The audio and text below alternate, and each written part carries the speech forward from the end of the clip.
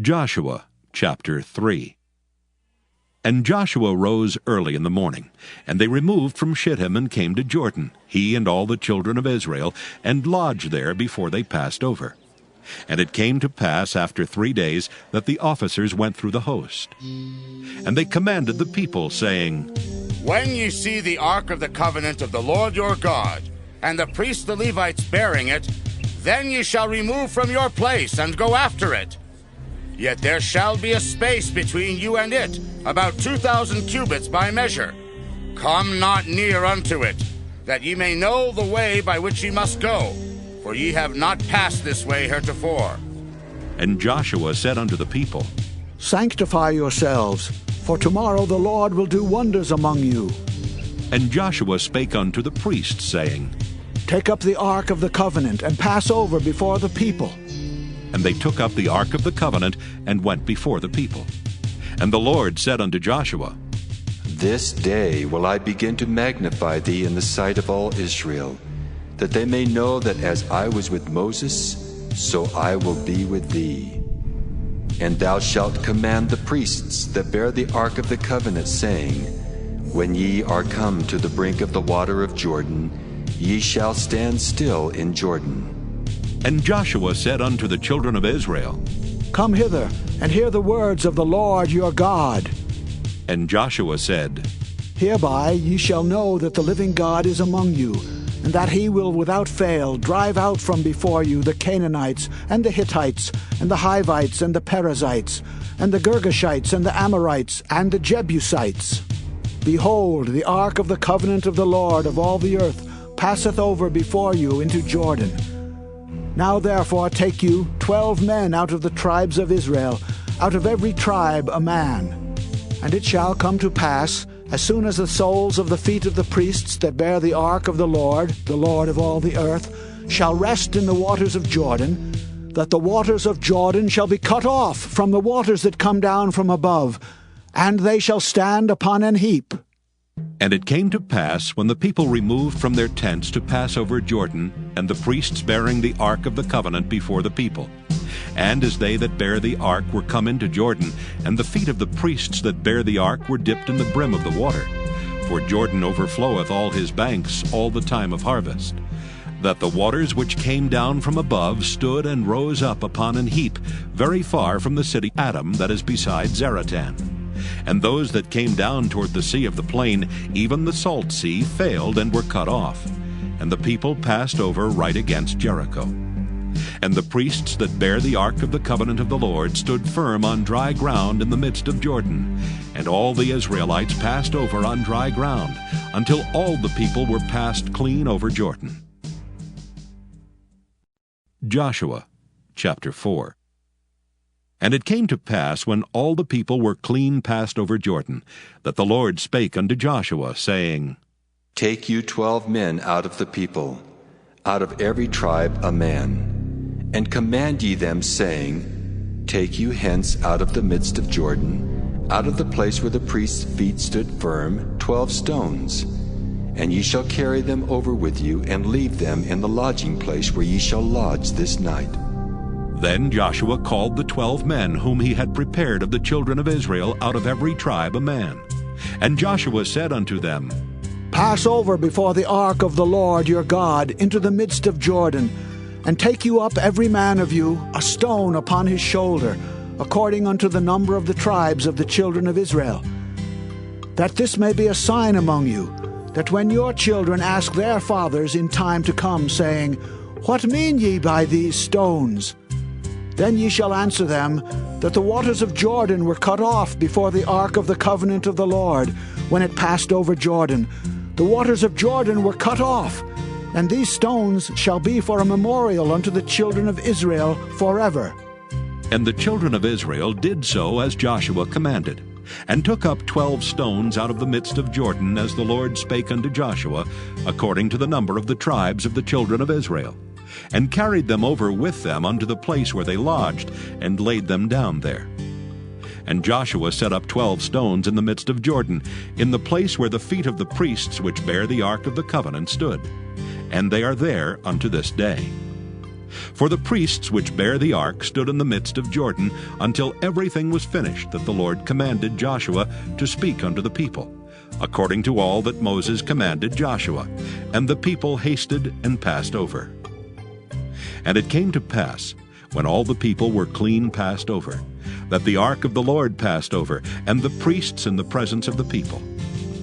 And the children of Reuben and the children of Gad and half the tribe of Manasseh passed over armed before the children of Israel, as Moses spake unto them. About 40,000 prepared for war passed over before the Lord unto battle to the plains of Jericho. On that day the Lord magnified Joshua in the sight of all Israel, and they feared him as they feared Moses all the days of his life.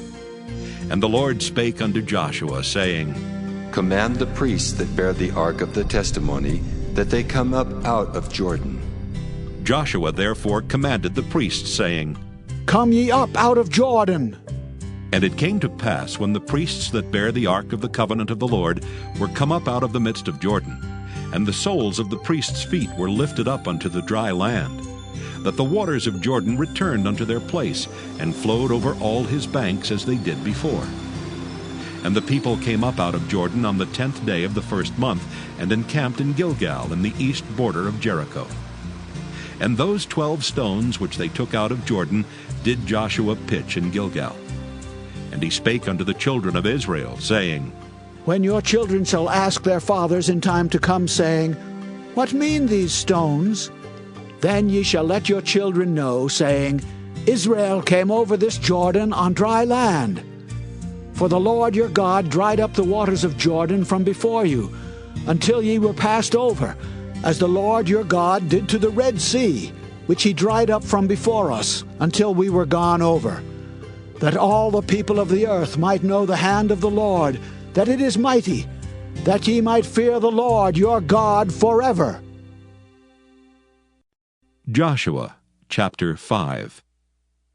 And it came to pass, when all the kings of the Amorites, which were on the side of Jordan westward, and all the kings of the Canaanites, which were by the sea, heard that the Lord had dried up the waters of Jordan from before the children of Israel until we were passed over, that their heart melted, neither was there spirit in them any more, because of the children of Israel.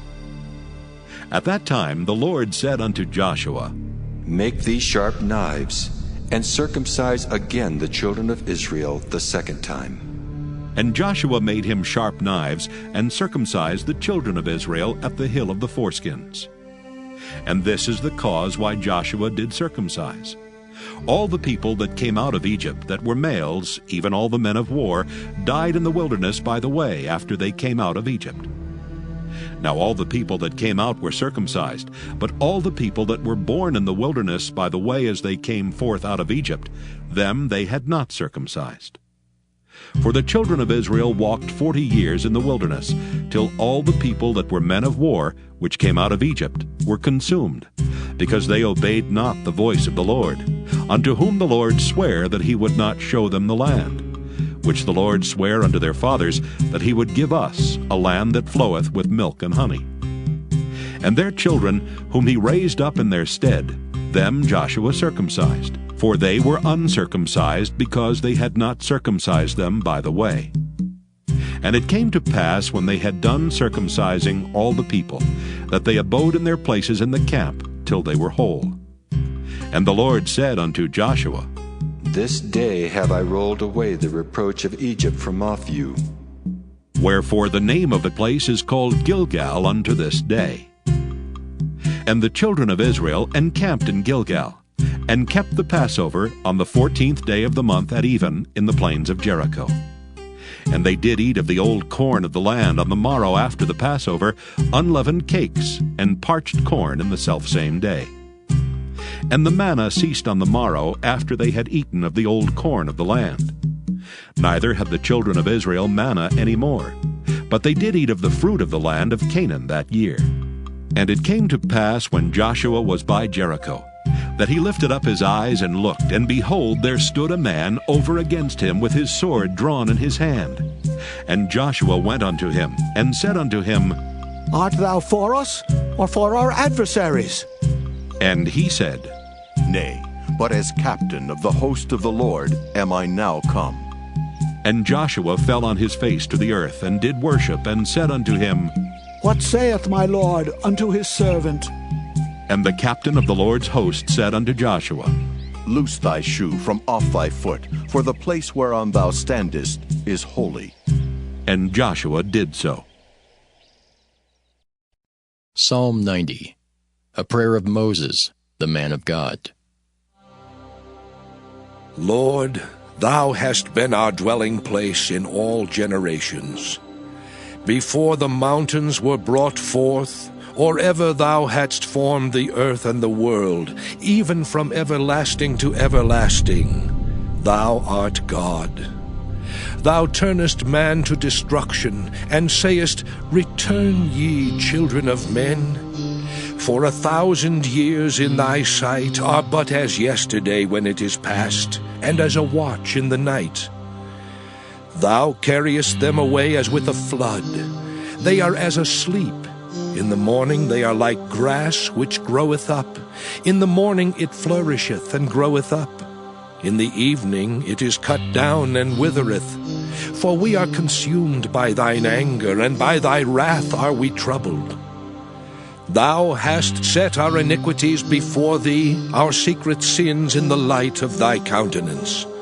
For all our days are passed away in thy wrath. We spend our years as a tale that is told. The days of our years are 80 years and 10. And if by reason of strength they be 80 years, yet is their strength labor and sorrow. For it is soon cut off, and we fly away. Who knoweth the power of thine anger? Even according to thy fear, so is thy wrath. So teach us to number our days, that we may apply our hearts unto wisdom. Return, O Lord, how long? And let it repent thee concerning thy servants. O satisfy us early with thy mercy, that we may rejoice and be glad all our days. Make us glad according to the days wherein thou hast afflicted us, and the years wherein we have seen evil. Let thy work appear unto thy servants, and thy glory unto their children. And let the beauty of the Lord our God be upon us. And establish thou the work of our hands upon us.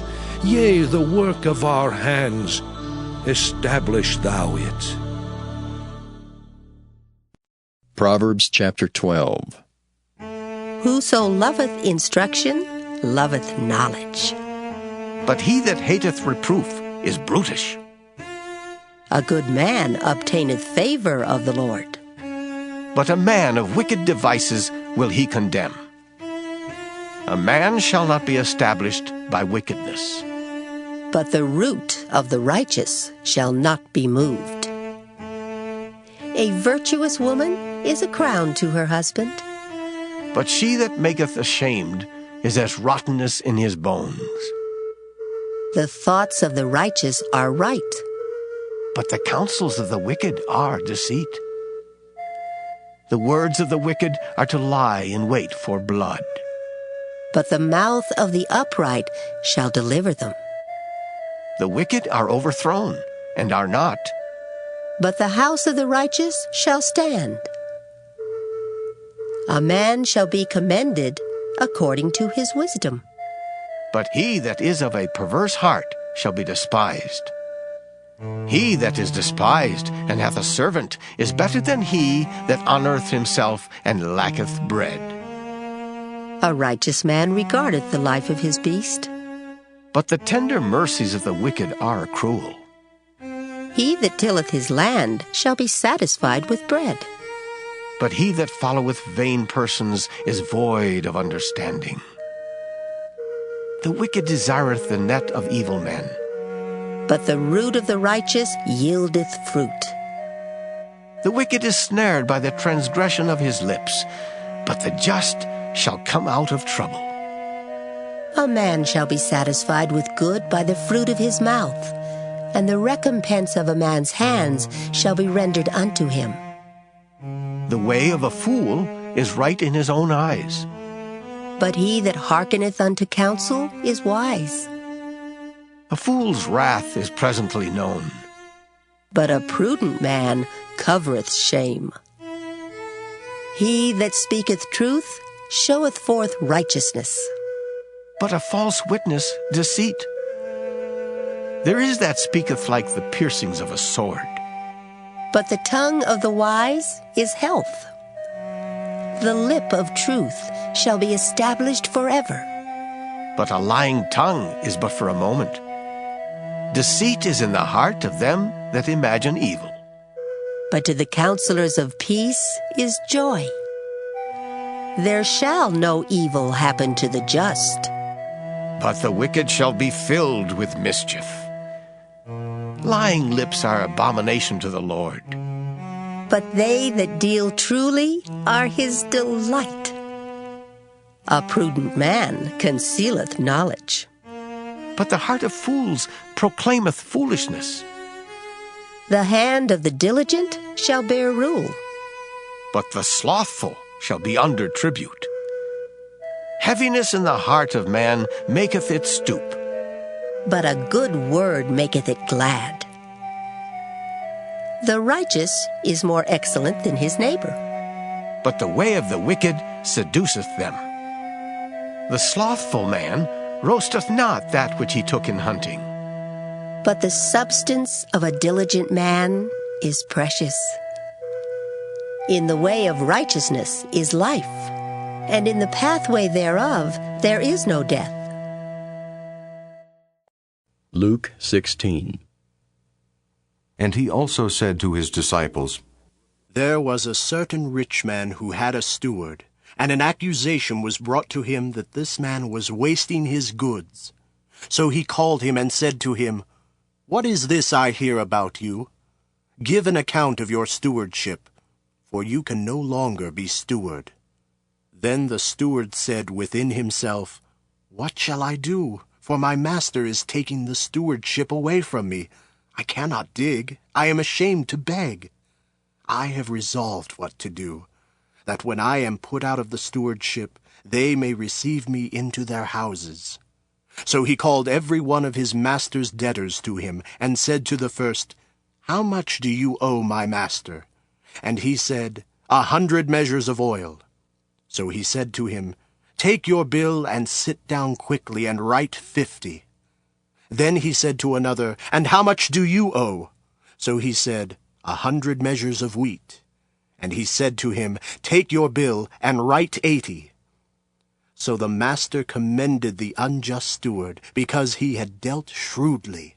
For the sons of this world are more shrewd in their generation than the sons of light. And I say to you, make friends for yourselves by unrighteous mammon, that when you fail, they may receive you into everlasting habitations. He who is faithful in what is least is faithful also in much, and he who is unjust in what is least is unjust also in much. Therefore, if you have not been faithful in the unrighteous mammon, who will commit to your trust the true riches? And if you have not been faithful in what is another man's, who will give you what is your own? No servant can serve 2 masters, for either he will hate the one and love the other, or else he will be loyal to the one and despise the other. You cannot serve God and mammon. Now the Pharisees, who were lovers of money, also heard all these things, and they derided him. And he said to them, You are those who justify yourselves before men, but God knows your hearts.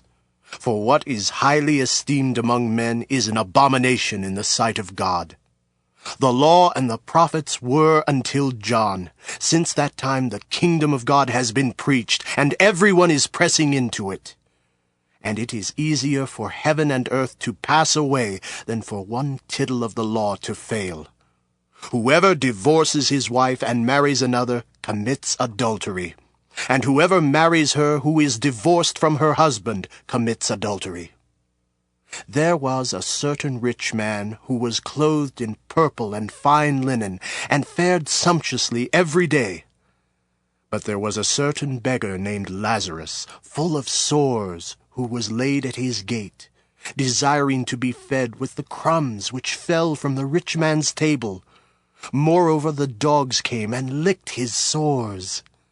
So it was that the beggar died, and was carried by the angels to Abraham's bosom. The rich man also died and was buried.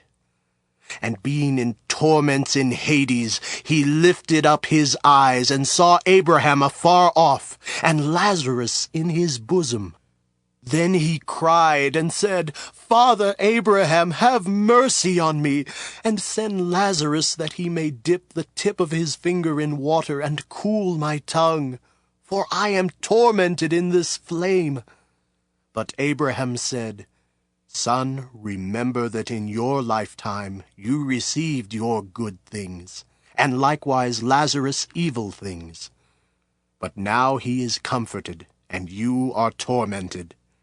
And besides all this, between us and you there is a great gulf fixed, so that those who want to pass from here to you cannot, nor can those from there pass to us. Then he said, I beg you, therefore, Father, that you would send him to my father's house. For I have 5 brothers, that he may testify to them, lest they also come to this place of torment. Abraham said to him, They have Moses and the prophets. Let them hear them. And he said, No, Father Abraham, but if one goes to them from the dead, they will repent. But he said to him, If they do not hear Moses and the prophets, neither will they be persuaded though one rise from the dead.